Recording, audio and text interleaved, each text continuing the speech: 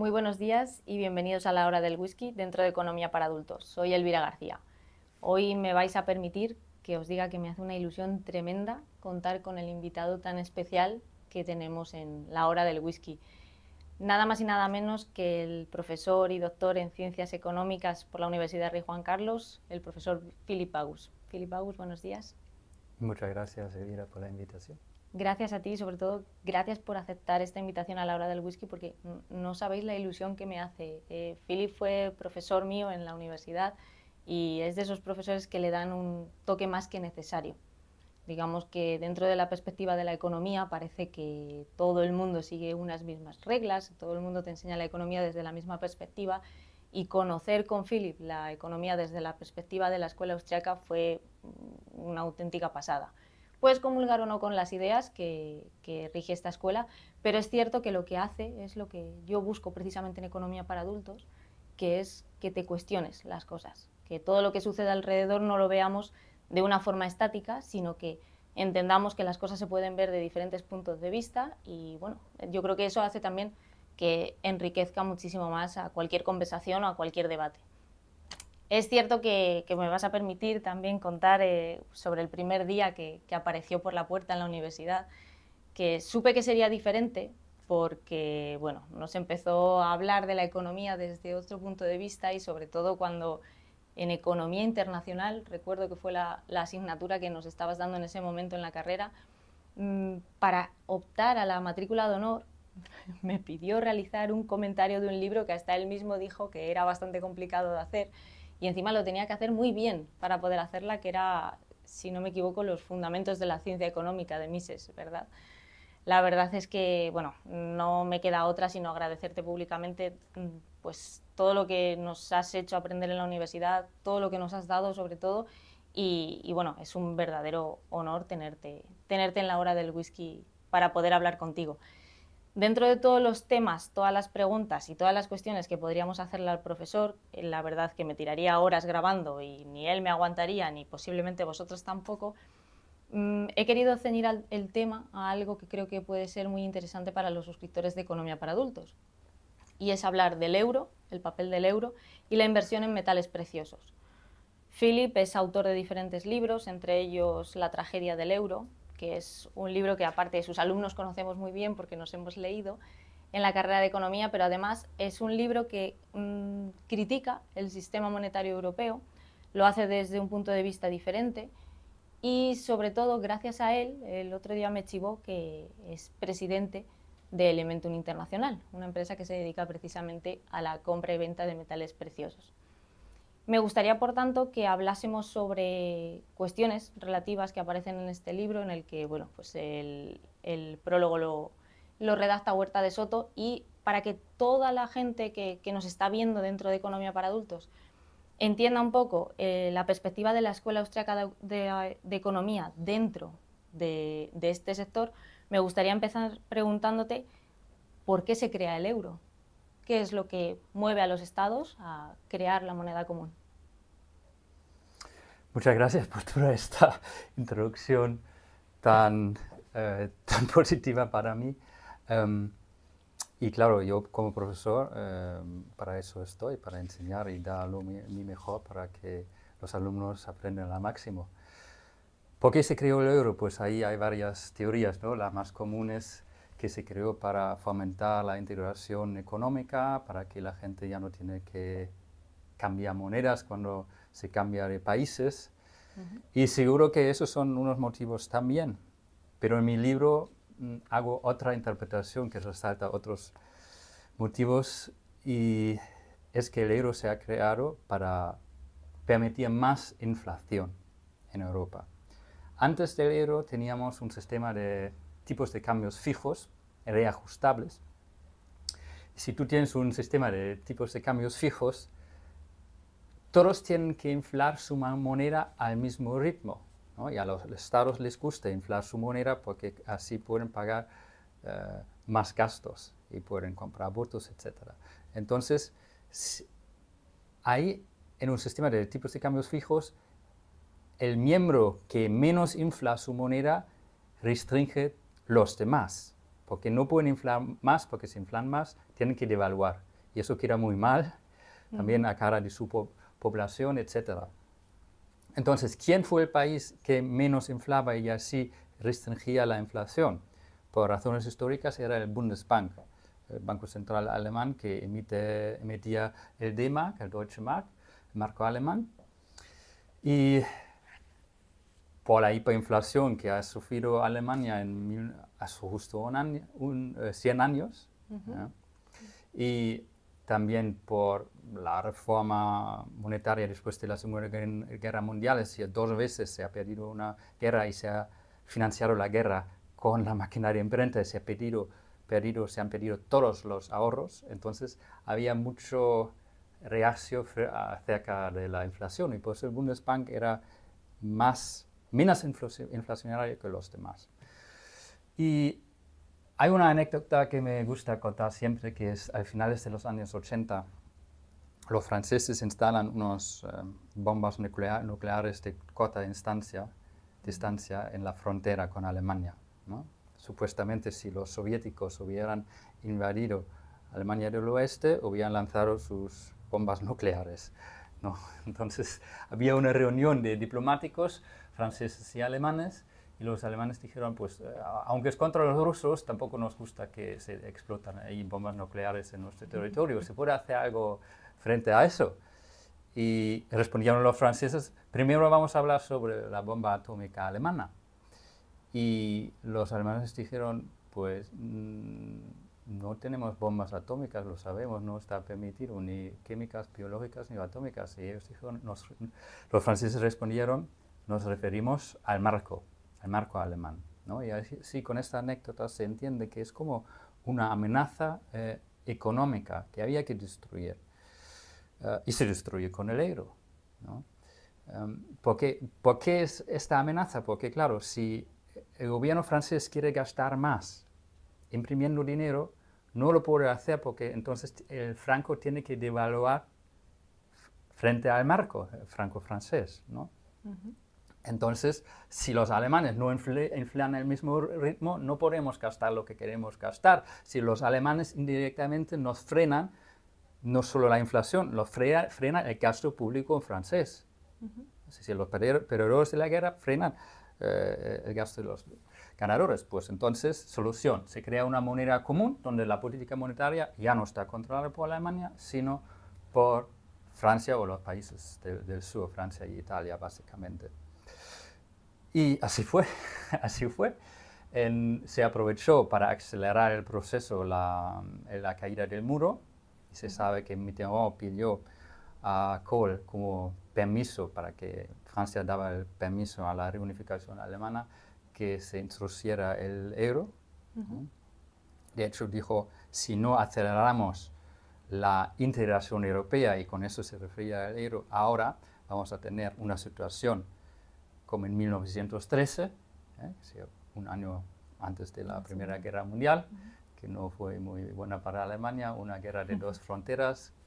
Y es decir, la amenaza implícita que si os unificáis, vais a ser grandes, pero vais a ser aislados, salvo que vamos juntos con la integración europea o con el euro. Y así pues se introdujo el euro y solo hay que ver el peso personal del euro, ¿no? El libro está escrito en 2010. La última actualización era 2012. Hombre, eres ¿no? mayor, pero no tanto como para haberlo escrito en 1912. Sí, no, es el libro Mises, teoría de dinero y crédito. Sí. Wim Duisenberg era el primer presidente del Banco Central Europeo, un holandés, ¿no? Luego viene Trichet, francés, ¿no? Y el acuerdo implícito era después la economía más grande va a representar o da el presidente, ¿no? Del Banco Central Europeo.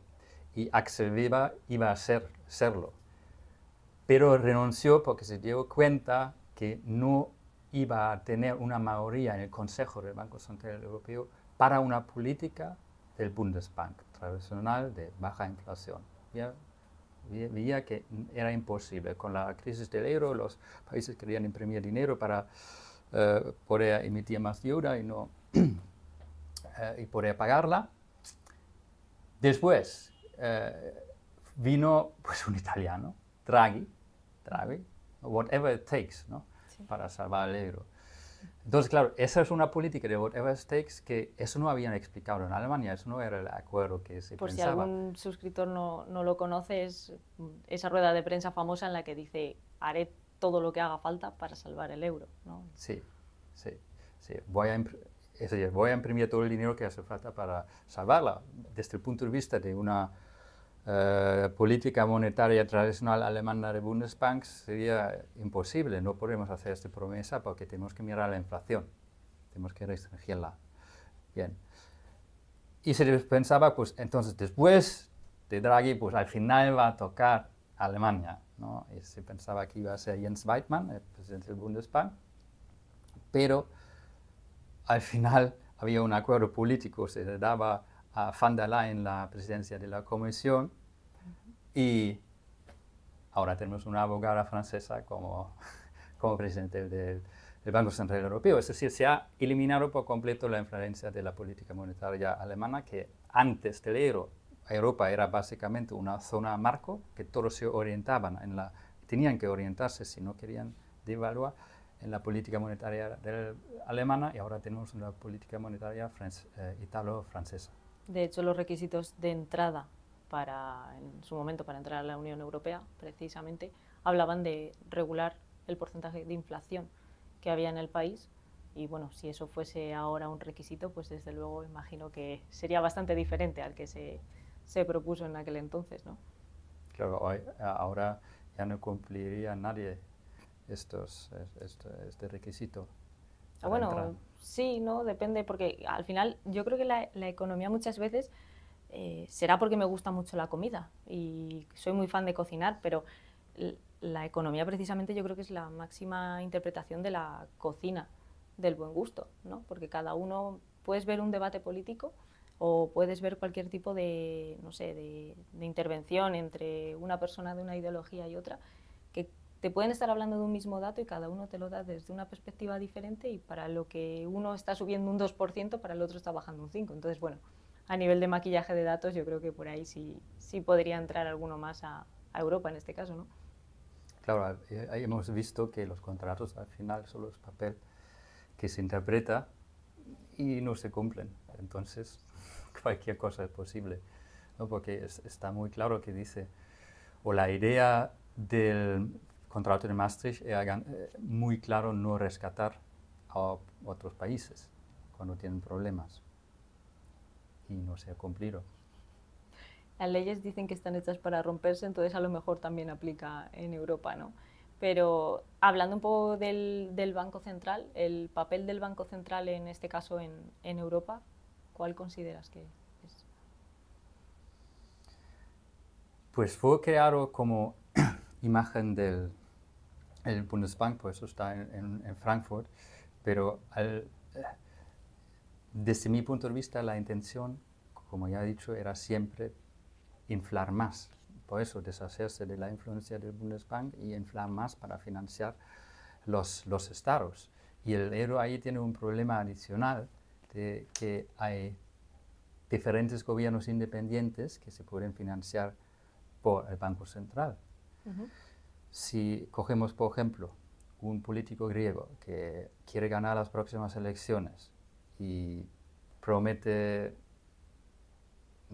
pensiones más, edad de jubilación más baja, pensiones más altos para ganar votos, y luego gana las elecciones, y claro, no quiere subir los impuestos porque eso no le gusta a la gente, entonces dice, pues vamos a emitir bonos, papelitos que pone bono griego, y luego los bancos lo compran y lo revenden y lo dan como colateral al Banco Central Europeo, que a su vez para comprarlos crea nuevo dinero. Entonces, ¿qué se ha hecho? Pues se ha creado, monetizado de forma indirecta el déficit, se ha creado dinero, nuevo dinero para financiar el gasto público griego. ¿Y qué pasa cuando se crea el nuevo dinero? Pues los precios empiezan a subir, ¿no? Cuando se gasta en Grecia, pues los precios en Grecia empiezan a crecer. Pero luego tenemos la zona euro, es decir, como los precios son tan altos en Grecia, los griegos van a empezar a comprar en el extranjero. Entonces el nuevo dinero se va de Grecia a extender a Francia, Italia, España, Alemania y van a subir los precios ahí. Entonces va a haber franceses, alemanes, italianos, españoles que tienen que pagar precios más altos para financiar el gasto público griego, que es algo que es una redistribución monetaria, una redistribución por la máquina de imprenta. Y para el político griego obviamente es muy atractivo porque puede externalizar parte de los costes de sus gastos, del déficit, a extranjeros que no votan en sus elecciones. Entonces eso es estupendo. ¿Ya? Y ahora el problema es que no solo el griego lo puede hacer, lo puede también hacer el político español que quiere ganar las elecciones el 23 de julio. Entonces va a hacer también promesas. ¿Y cómo lo va a financiar? No subiendo los impuestos, sino más deuda pública que se financia, pues el Banco Central Europeo lo va a financiar imprimiendo nuevo dinero y luego suben los precios y los extranjeros pagan parte de este coste. Entonces es como una tragedia vicioso, ¿no? De los bienes comunales. Por eso he llamado mi libro así, Tragedia del euro, porque es una tragedia de los bienes comunales.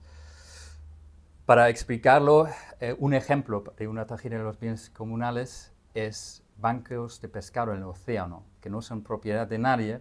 Entonces cada pescador lo puede pescar y su incentivo es pescar al máximo. Entonces hay una sobreexplotación, porque si yo como pescador no pesco al máximo y no voy a pescar también los peces pequeños, no los voy a devolver al mar, entonces no se puede reproducir el banco de pescado, ¿no? Hay una sobreexplotación que no ocurriese si fuera propiedad privada, porque entonces el propietario tendría incentivo de no pescar más que es la capacidad de reproducción, porque si sobrepesca, pues se reduce el valor de capital del banco de pescado que es su propiedad, pero en este caso no. Y al mismo tenemos con el euro, ahí el recurso común que se explota no son peces, sino es el poder adquisitivo del euro, que se puede explotar ¿cómo? Teniendo un déficit público que se financia por el Banco Central de forma directa o indirecta. Y ahí es aún más que los pescadores, porque ahí en este proceso de redistribución solo puedes ganar si tienes un déficit más alto que los demás, ¿no? Si imaginamos que Alemania tiene un déficit del 3% y se imprimen bonos alemanes, se compran con nuevo dinero, tal. El resto de Europa, supongamos, tiene un déficit del 10%, se imprimen nuevos bonos, se imprime nuevo dinero, y los precios suben, digamos, en la zona euro, a media un 8%. Entonces vemos que Alemania tiene un déficit de 3, pero los precios suben un 8, es decir, puede ser que el gasto público alemán en términos reales podría bajar. Y eso te dice que solo ganas en este proceso redistributivo cuando tienes un déficit más alto que los demás. Y ves que eso es totalmente destructivo, es un sistema autodestructivo. Lo han intentado frenar con el Pacto de Estabilidad y Crecimiento que dice, pues tu cuota, igual como con los pescadores, que dice a los pescadores, pues el Estado, gobierno, solo puedes pescar X toneladas al año. Aquí, ¿cuál es la cuota? Pues el 3% del PIB, el déficit. El problema es, no hay un super pescador que lo impone a todos los pescadores, un gobierno, sino es como un acuerdo voluntario entre los pescadores, pues vamos a pescar solo el 3%. Es como y si pesca más, pues no pasa nada, porque más que 100 veces se ha violado, claro, y nunca ha pasado ninguna penalización. Es como los acuerdos a los que llega la Asamblea General de Naciones Unidas, ¿no? No son vinculantes, al final pues puedes decidir qué hacer o qué no hacer, pero no vas a tener un castigo per se si lo incumples. En los contratos, en teoría, se podría hacer un castigo, pero hay mucho de interpretación, pues si va en la dirección correcta o si tienen buenas intenciones y luego ha venido algo imprevisto, el COVID, pues claro, es algo extraordinario, entonces pues esta vez no lo vamos a hacer. Entonces otros políticos dicen, pues sí, esta vez no vamos a hacer y cuando toca a mí, pues vais a decir que claro, también es extraordinario, ¿no? Evidente. Entonces, bueno, lo que queda, se evidencia es muchas debilidades por parte de la moneda común. Si te pregunto alguna fortaleza del euro que puedas destacar. Muy Ninguna. difícil, pero como dice mi mentor, el profesor Huerta de Soto, para unos países puede tener una ventaja porque puede restringir el gasto público e inducir a más reformas. Me explico. En 2008, si hubiera habido la peseta, el gobierno español lo más seguro posible hubiera devaluado la moneda imprimiendo más dinero porque tenía el control. Ahora no fue posible. Entonces, se vieron obligados a reducir el gasto público y hacer reformas como la reforma laboral, ¿no? A largo plazo, la pregunta es si eso funciona, ¿no? Porque a largo plazo se ha visto que al final se va a rescatar, ¿vale? Se ha rescatado los países a cambio de pues, reformas. Entonces, eso es una fortaleza del euro, porque estas reformas probablemente nunca se hubieran realizado sin esta presión se llamaba la troika, ¿no? Sí, ¿no? Y pues eso es una ventaja del euro.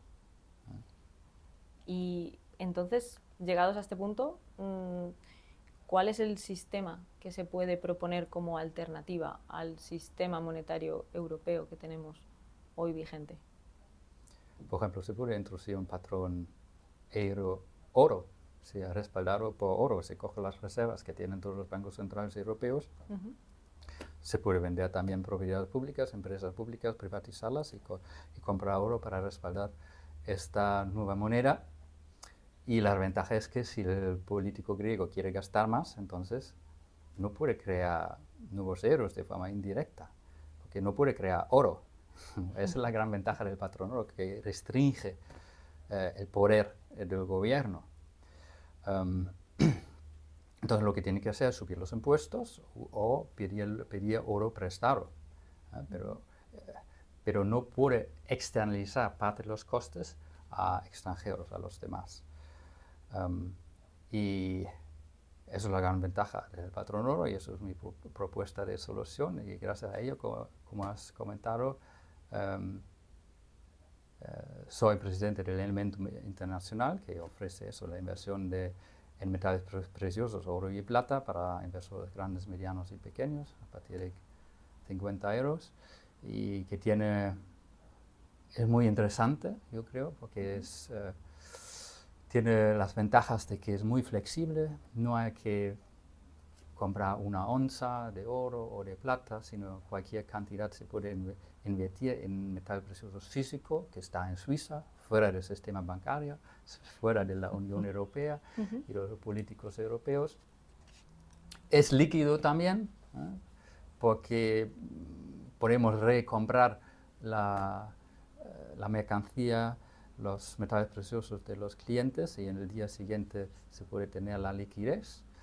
Y es más barato también que competidores porque tenemos la ventaja de compramos lingotes muy grandes y no tenemos una red de tiendas y eso baja los costes. Y pues yo creo que cualquier persona en un portfolio equilibrado debería tener metales preciosos, sobre todo en estos tiempos que son inflacionarios, hay guerras, hay estas amenazas y los metales preciosos siempre han tenido una rentabilidad atractiva. Aunque es evidente que hay que recordar que pues, cualquier tipo de inversión siempre conlleva riesgos, ya sean metales preciosos, bolsa, que solemos hablar más en economía para adultos, o cualquier otra cuestión, pero me surgía la duda de preguntarte si actualmente dentro de la cartera de clientes hay algún país que ya esté buscando metales preciosos u oro precisamente para esa alternativa de propuesta de sistema monetario. Oiga, no podemos decir nada sobre nuestros clientes, son muy discretos, muy suizos en este sentido. Bueno, España imagino que no, pero bueno, pues dentro de todo lo que comentas, hay una parte en el libro, no en este en concreto, que ahora después quiero hablar de él, pero en el libro de la tragedia del euro, cuando dices que hay una frase que me llamó poderosamente la atención y es que el mejor dinero es aquel que eligen libremente los individuos. ¿Puedes explicarnos un poco a qué te refieres con esta frase? Sí, el euro obviamente no fue libremente elegido. El euro viene del patrón oro. El patrón oro, los gobiernos, cuando querían gastar más porque se limitaba, suspendieron el desembolso en metálico. La Primera Guerra Mundial, por ejemplo, cuando querían financiarla imprimiendo dinero, pues dijeron, ya no podéis ir con vuestros billetes y canjearlo por oro. Entonces se quedaba el dinero fiat, ¿no? Es decir, no es voluntariamente creado, sino por un acto del gobierno que suspende la convertibilidad en oro. Nadie voluntariamente elegía un dinero cuando sabe que el emisor puede producir cantidades ilimitadas a coste prácticamente cero. No es con papel dinero fiat es el emisor, el Banco Central Europeo tiene prácticamente cero coste de producirlo. Si hace digitalmente, el coste es apretar un botón, uno y deja el botón, el dedo en cero y ya crea el nuevo dinero. Entonces, ¿quién aceptaría voluntariamente esto o eligiera esto? Pues solo un loco. Por eso la gente en libertad eligen un dinero que es escaso, muy difícil de producir a costes muy altos. Por ejemplo, el oro, que es muy escaso, hay que mover toneladas de tierra para recibir muy poco. Claro, otras calidades son que tienen una demanda monetaria, no monetaria alta, que da mucha seguridad que siempre va a haber demanda por este bien, que es líquido, que es homogéneo, que es fácil ver su calidad, que bajo coste de transporte, y así en el mercado se ha elegido en un proceso muy largo de tiempo, donde había diferentes dineros, al final han salido el oro y la plata. Quizás algún día podemos utilizar los billetes del Monopoly también, ¿no? Para poder comprar bienes y servicios. Pues ahí tenemos otra vez el problema del emisor, ¿no? Que es costes básicamente cero de producirlo. Entonces, nadie aceptaría eso como dinero. Entonces, aquí sí que me surge una pregunta que creo que puede ser bastante interesante y es la importancia del ahorro. Es decir, todo lo que estamos hablando de los problemas que adolecen a la moneda, en este caso al euro, cualquier otra moneda que haya a nivel internacional, ¿por qué? O a lo mejor es una perspectiva mía, no se le da importancia al ahorro y cómo podría mejorarse el que los individuos de a pie pues cada vez buscasen endeudarse menos o hacerlo de una forma mejor a la que a lo mejor se promueve hoy día. Sí, el ahorro es fundamental porque el ahorro permite la producción de bienes de capital y los bienes de capital aumentan, bien invertidos, aumentan la productividad del trabajo y así el nivel de vida. Cuanto más ahorro tenemos, más bienes de capital, máquinas, ordenadores podemos tener y así más productivos somos y más alto es el nivel de vida. ¿Cómo aumentarlo? Pues uno es bajando los impuestos sobre los ahorros, ¿no? El impuesto sobre los beneficios de inversión, por ejemplo, o de patrimonio o de sucesión, ¿no? Todos estos que inciden en el ahorro. Otro problema es el sistema de jubilación, pensiones públicas, porque dan la impresión de un ahorro falso, ¿no? Porque no es un ahorro, porque el Estado coge de tu salario o de tus contribuciones y da a los pensionistas. Tú no hay un ahorro real porque ellos se lo gastan. Pero la gente piensa, pues sí, tengo ahorros, pero no es un ahorro real. Si fuese un sistema privado, la gente tendría que ahorrar de verdad y así se invertiría de verdad en proyectos, en empresas, que es un conjunto de bienes de capital al final, y eso aumentaría la productividad. Entonces, eso es un gran problema en España y en todo el mundo, que tenemos este sistema público de pensiones de reparto, ¿no? que es un falso sustituto del ahorro, y por eso la gente ahorra menos. Y luego, lo que comentas también, el gran problema del sistema monetario. Si vivimos en un sistema monetario del dinero fiat, del papel moneda, donde se puede producir a coste cero nuevo dinero, se va a producir mucho dinero a coste cero. Y eso implica que a largo plazo los precios suben, a veces más, a veces menos, ahora es más. Entonces la gente lo sabe. Entonces no tiene ningún sentido de ahorrar en efectivo, por ejemplo, decir, pues voy a ahorrar y en 10, 15 años me compro una casa. ¿No? ¿Por qué? Porque por un lado se va a devaluar por la inflación los ahorros y por otro lado el precio a largo plazo de la vivienda va a subir. ¿Cuál es el incentivo entonces en este sistema que tenemos? Pues endeudarse hasta aquí para no dejarte detrás, porque los otros sí se van a endeudar y van a comprar las viviendas. Entonces tienes que endeudarte y comprar a préstamo. Y así tienes también la ventaja que eres el primero o la primera que recibe el nuevo dinero que se produce. Porque eso de la producción del nuevo dinero hay siempre una redistribución. Los primeros que reciben el nuevo dinero compran a los precios antiguos, ¿no? Yo me endeudo, el banco me da nuevo dinero creado de la nada, yo compro la vivienda sube en el precio y desde ahí se extiende el dinero, los precios suben, pero va a haber otros a que el nuevo dinero solo llega después de un tiempo muy prolongado. Y ellos ven que todo está subiendo en precio, pero sus ingresos no.